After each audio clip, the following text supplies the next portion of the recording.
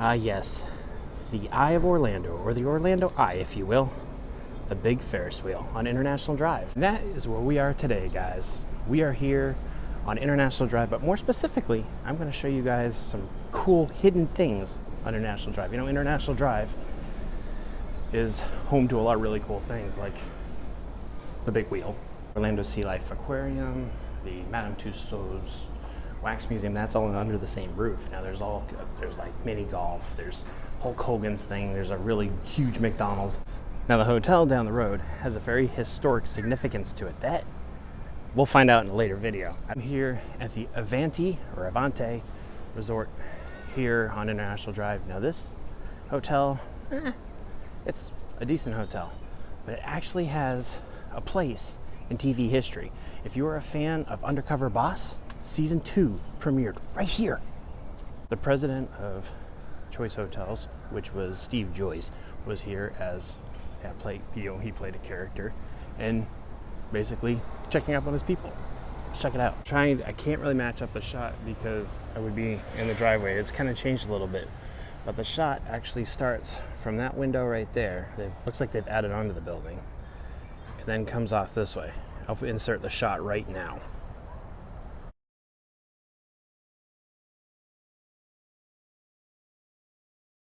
A crane shot, which I'm going to install right here right now, and those palm trees are still there.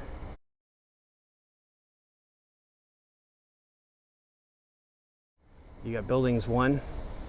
I don't know if that was building 2 or building 4 back then, but that's interesting. This is actually a huge complex. This actually was the largest Econo Lodge during that time. Now, toward the end of the show, there was actually a really cool shot that they did, and I'm thinking it was from the 3rd floor. It may have actually been from the 4th floor, so I'm going to try to recreate it. The pool has changed. I'm going to go ahead and try to recreate that shot from the 4th floor, but the pool has changed. It was a Y shape, but then they kind of opened it up a little bit to have kind of a kids area. We'll see that in just a minute. But Steve Joyce actually played a guy named Jack Parker. If you've never seen the show, basically the CEO of a company will go ahead and he'll sign in, he'll work undercover in the company doing jobs that, well, what normal people would do. Yeah, it looks like this was definitely a roof shot. So I'll get a better shot at the pool here in a minute. We'll go downstairs. But there was actually, I'll insert the shot right here now.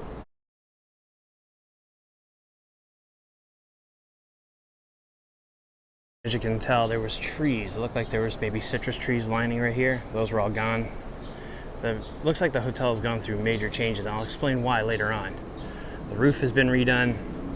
It's actually not a bad place. I'll try to recreate a shot for you guys. This was actually kind of an iconic shot where he was working with the employee that he was working with. And yeah, well, I'll tell you all about him in a second. Right here is right in front of 1229, and the room numbers have obviously changed, but he was standing there right about there. Pretty cool.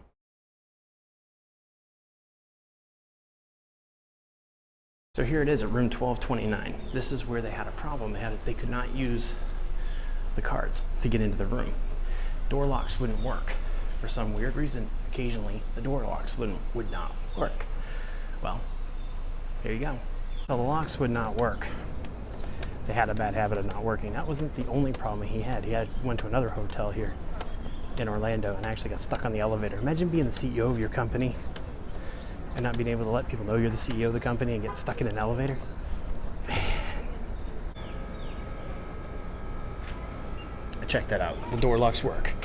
Now this particular episode, more than likelihood, was filmed in the summer of 2010. So it's almost 10 years old. And it aired in, I believe it was September 26, 2010. So there you go. Now we're gonna kind of show you where this was really kind of neat, because it was 94 degrees. And well, Steve Joyce was a big guy. He's a big dude, and I'll be honest, when it's 94 degrees, it's hot here. But they walked through here. They actually took a break right here in front of this, which was not like this. It was a lot more, well, it wasn't as classy. But the pool was a Y shape, which would start here, where those ducks are, and then ended right here, right where this little line is, from everything I'm seeing. The expansion was. So this is kind of This kind of gives you an idea. The new owners of this hotel put a lot of money into this place. He was actually scrubbing where the 5-foot sign was, which is right. I'm going to show you guys, which I believe is right actually where those ducks are. And I'll insert that now. But right there, that is one spot where they were scrubbing. I'll insert that spot, that screenshot right there.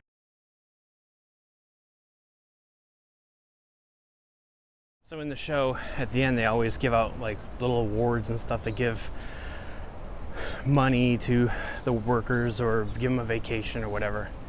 The man that he was working with here they ended up paying for his kids' schooling to become a doctor, which was, hey, that's pretty cool. That's pretty generous of him.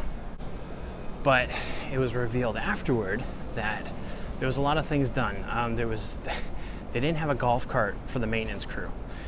They had a golf cart for the housekeepers, if you will. They had those, but they did not have one for maintenance. So they bought him one. They redid the roof, parts of the roof. And the one thing that was kind of funny was, and I'll show you guys, is this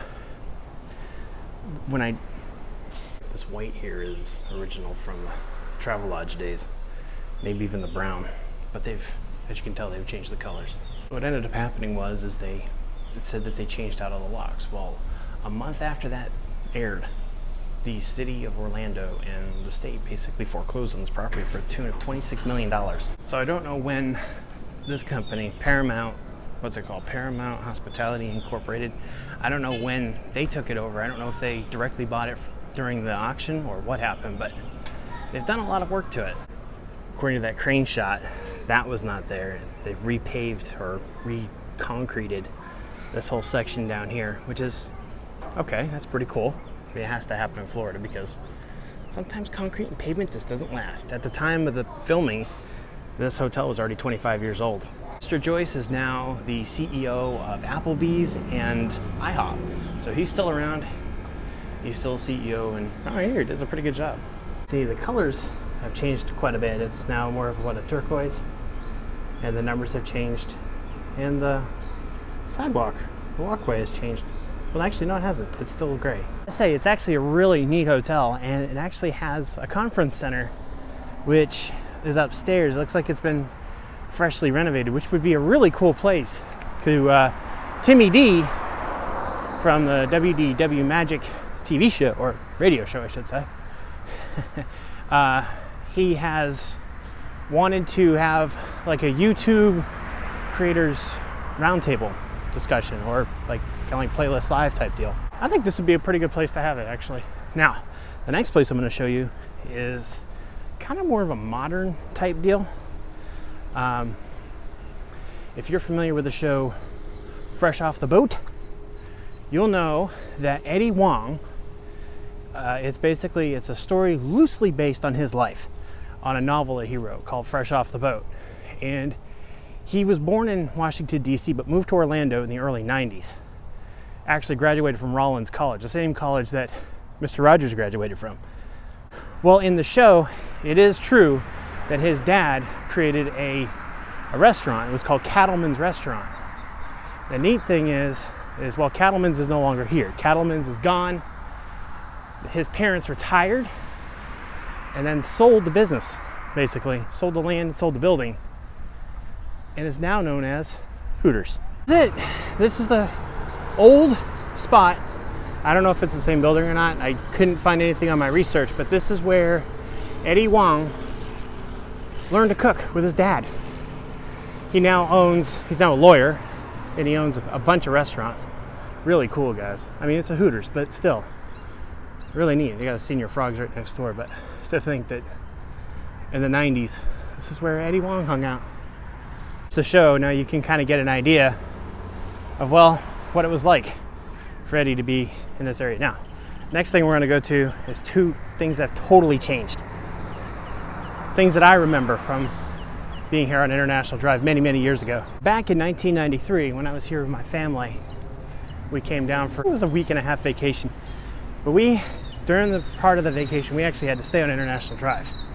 And I believe we stayed at this hotel right here. It was an Embassy Suites. We had to stay here because we stayed at a Days Inn the night before, and it was gross. That night was the next night. We actually came to this location right here. Stands in Olive Garden. Used to be what's called King Henry's Feast.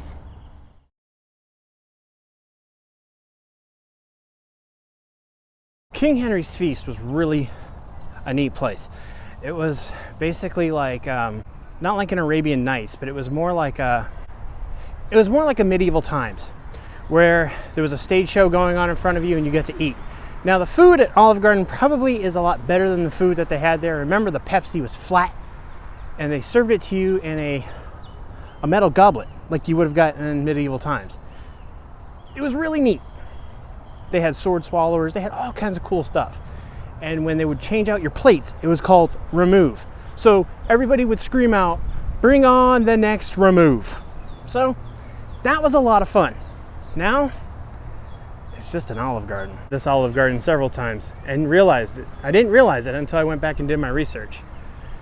And of course, right next to it is Dave & Buster's. Let's go here. There's something really, really cool about this place. It used to be where the Dave & Buster's was called Race Rock. Race Rock was like Hard Rock Cafe meets racing, which is something I love. Drivers, start your engine! Basically, how it worked was, it was owned by a couple NASCAR drivers. One of them, I believe, was Rusty Wallace. And it had all kinds of cool racing memorabilia inside. It had, on the outside now, it had a couple trucks. It had Mike Skinner's number 3 truck. That was not Dale Earnhardt's truck, by the way. It had a hauler. I believe you could buy like racing stuff here. But in the front, it had Bigfoot. One of the original Bigfoots was in the front. If I can find a picture, I'll go ahead and I'll put it in here. I'm sure people have already taken pictures with it, but it was a really cool place. You could go and eat. I only went to it once, but it was cool. Things about International Drive just change, and they always change constantly. I doubt that this is the same entrance that they used for Race Rock, but it was pretty much the same thing, and almost in the same location. But it was glass, just like that. The truck, there was a couple trucks that would hang right there. It was actually a couple boats. It was really cool, guys. I miss it. I really wish it wouldn't have closed. Here's the helicopters that take you all around the area. I want to go take a look at something real quick. I didn't go in because I know what would happen. I'd probably be suckered into taking a 15-minute trip in a helicopter around the area. Actually, I think it's a 5-minute trip for 25 bucks. Hearing about the trolley and what's there to do on iDrive. Well, you have the convention center. You can buy all these passes and stuff if you want to ride that Thomas the Tank Engine looking trolley. They got Aquatica, SeaWorld's in the area. They got this little thing right there you can fly. All kinds of really cool stuff. I mean, there's all kinds of stuff that you could do just in this section right here. And you really don't even have to step foot in the theme park, which is pretty cool. This is 17, stop 17. So we are right there. Right there, guys. So we're about, I mean, International Drive is freaking huge. I mean, look at it. Snakes all the way through. Now, one day, there's actually, I believe it's right over here, there's a car place that still hasn't opened. It should have opened like 2 years ago. I really want to go check that out one day when it opens. I'm going to get off of memory lane here. I really wish I could find my old pictures, my old video, so I could show you guys these things, so I can bring it all back to life. Hopefully by the end of this year we'll have that. Well, guys, I totally forgot to do an outro or an ending of the video. Look at that, I brought back my old hat. Anyway, guys, I wanted to say thank you for watching. I wanted to say thank you very much for coming along with me on that little voyage. It was kind of fun. It was kind of neat to see some of the old stuff on International Drive. Really neat place. I don't know how it's looking right now, but we're gonna have a lot more videos coming, guys. So if you haven't, go ahead and like, go ahead and subscribe. Make sure you ring that bell so you'll know whenever I upload another video. We should have some more coming out pretty soon. Talk to you guys real soon. Remember, life is an adventure. Go out and live it.